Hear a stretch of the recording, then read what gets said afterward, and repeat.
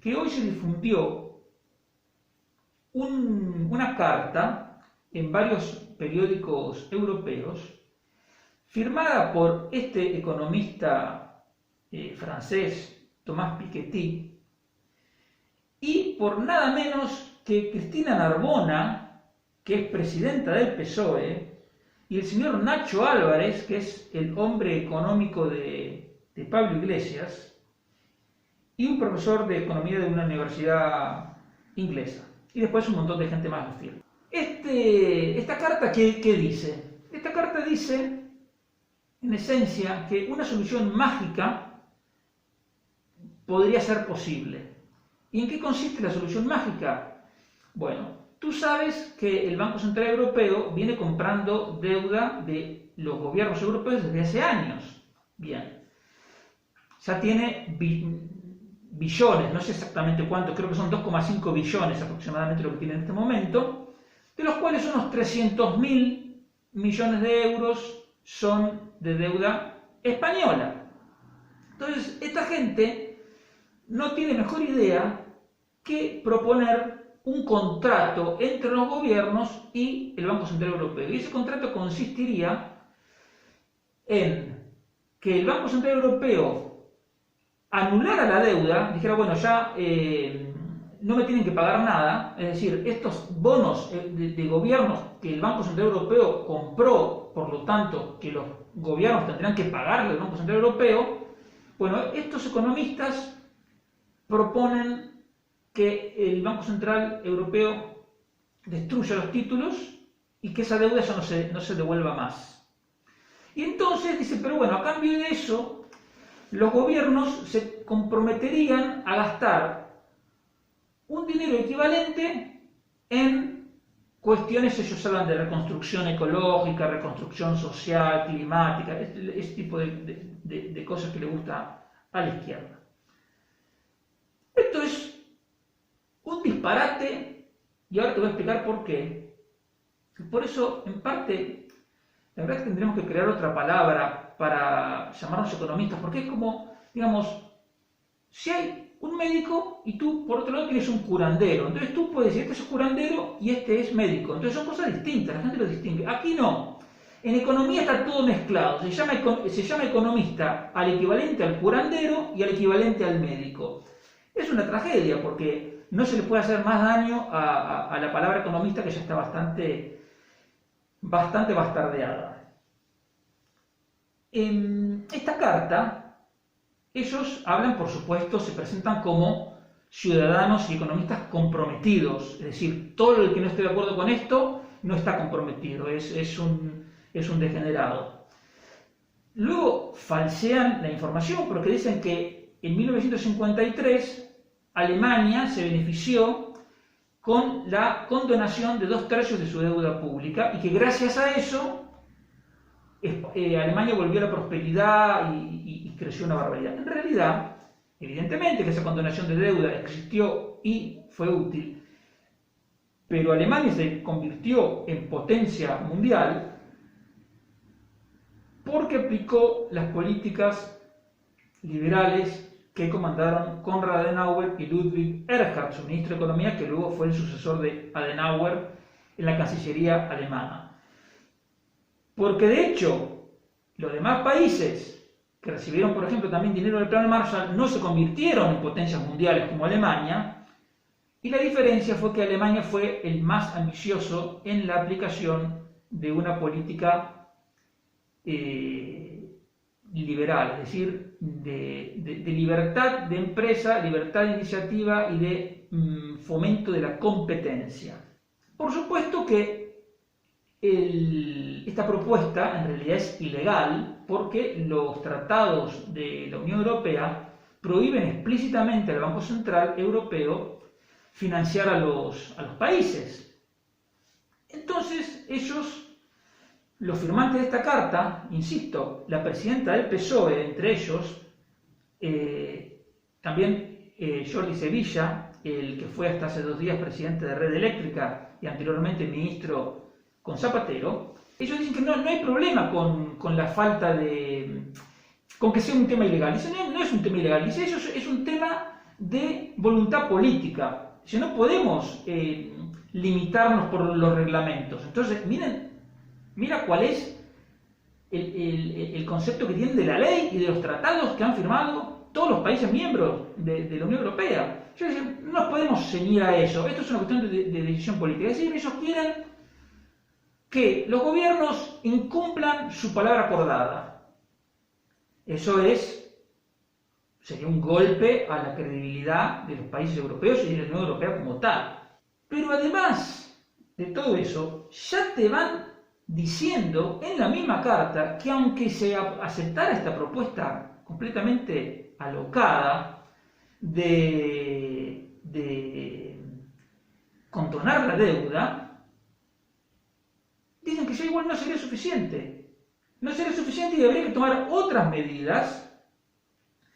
Incluso hablan explícitamente de utilizar el poder de creación monetaria del Banco Central Europeo para financiar la reconstrucción ecológica y social. Es decir, quieren que el Banco Central Europeo se convierta en el Banco Central de la República Argentina. Es decir, quieren que el Banco Central Europeo emita dinero sin límite, sin control. Esta es una propuesta muy mala y muy peligrosa, porque entre los argumentos que utilizan, dicen que el Banco Central Europeo, el Banco Central Europeo, independiente de los poderes políticos, pero dependiente de los mercados financieros. ¿Con eso qué quieren decir? Que si esta propuesta no se acepta, va a ser por culpa de los mercados financieros. Y entonces va, digamos, a permitir que toda esa perorata de la Europa de los mercados, la Europa insolidaria, la Europa que está alejada de la gente, etc. El tema es que esta propuesta, si un solo gobierno la tomara en serio, se podría interpretar como que ese gobierno está admitiendo sus dificultades para poder pagar su deuda, con lo cual automáticamente los inversores huirían de esa deuda. Pero además implícitamente están diciendo otra cosa. Esta gente dice, no, perdónenos esta deuda, y la deuda se origina como resultado de los déficits fiscales acumulados en años anteriores. Dice, perdónenos esta deuda, y nosotros nos vamos a comprometer a que esto se va a invertir bien. Entonces, ¿qué quiere decir? ¿Que todos los déficits anteriores se invirtieron mal? Evidentemente sí, en gran parte de los casos seguro que se invirtió mal. Pero digo, ¿y ahora por qué habría que pensar que eso se va a invertir bien? Bueno, eso ni se les ocurre plantearlo porque ellos parten de la base que cualquier cosa que tenga el apellido social o ecológico, climático, ya es per se bueno y además les gusta el gasto público por definición. Por lo tanto, el tema para ellos es gastar, en lo que sea, pero gastar. Luego insisto, que si esto se rechaza, va a dar motivos para toda esa cantinela de la Europa antidemocrática, la Europa manejada por los mercados, que los argumentos jurídicos están contra la gente, cuando en realidad el cumplimiento de la ley, el Estado es la clave del Estado de Derecho y es precisamente para defender la libertad de la gente.